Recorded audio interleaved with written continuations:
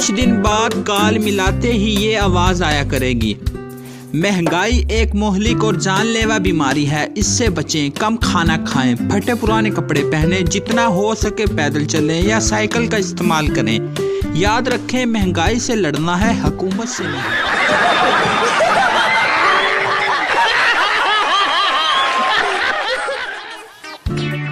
Customer, अगर मैं आज चेक जमा कराता हूं तो कितने दिन में क्लियर हो जाएगा? बैंकर, सर 3 दिन लग जाएंगे।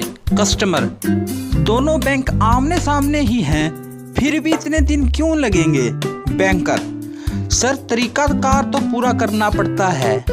सोचें, अगर आप कब्रिस्तान के बाहर मर जाते हैं तो आपको घर लेकर जाएंगे या वहीं दफना देंगे? कस्टमर, लाख लानत तेरी मिसाल पे।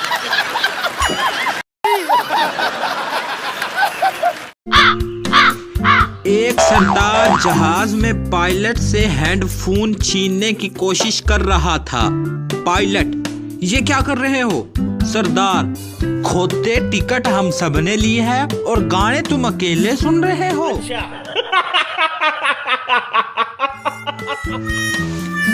एक जिम्मेदार के बच्चे किसी से पढ़ नहीं रहे थे। बहुत से मास्टर आए, हर कोई इन बच्चों की वजह से वापस चला गया। एक दिन एक मास्टर जी आए और उन बच्चों को पढ़ाने का वादा किया। दूसरे दिन वो आए और बच्चों से कहा, जाओ और बंटे खेलो। बच्चे खुश हो गए। जब खेल चुके तो मास्टर जी ने एक बच्चे से पूछा, तुम्हारे पास कितने बंटे हैं? वो बोला 3। मास्टर जी ने कहा, अगर 2 भाई को दे दो तो तुम्हारे पास कितने बचेंगे?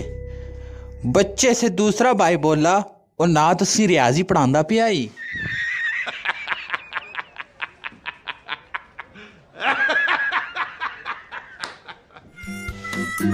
बीवी, देखे मैं आपके लिए सूट लाई हूँ। शोहर, वाह, आज कैसे मेरा ख्याल आ गया? बीवी, ख्याल कैसे ना आता, 3 जनाना सूट के साथ एक मर्दाना सूट फ्री मिल रहा था। फेसबुक का कमाल। क्लास के दौरान एक लड़के ने अपना फेसबुक अकाउंट खोला। जैसे ही इसका स्टेटस ऑनलाइन शो हुआ, फौरन प्रोफेसर ने कमेंट किया, क्लास से निकल जाओ।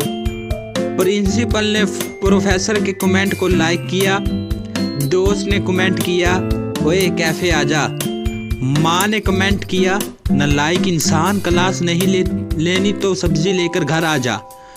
बाप ने फौरन कमेंट किया, देख लो अपने बेटे की हरकतें। इसी वक्त गर्लफ्रेंड का कमेंट आ गया, धोखेबाज, तुमने तो कहा था अस्पताल में हूँ। दादी आखिरी स्टेज पर है, इसीलिए मिलने नहीं आ सकता।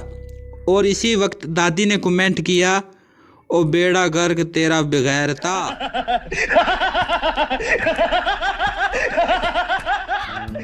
मेहमान, और बेटी आगे क्या इरादा है? मैं, आप पर डिपेंड करता है। 500 दें तो बर्गर, और अगर 1000 दें तो पिज्जा।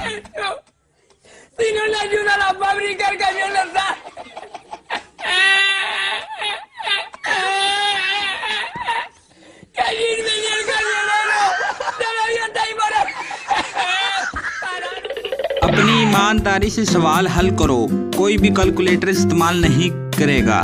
और इसका जवाब मुझे कमेंट्स में ज़रूर बताना।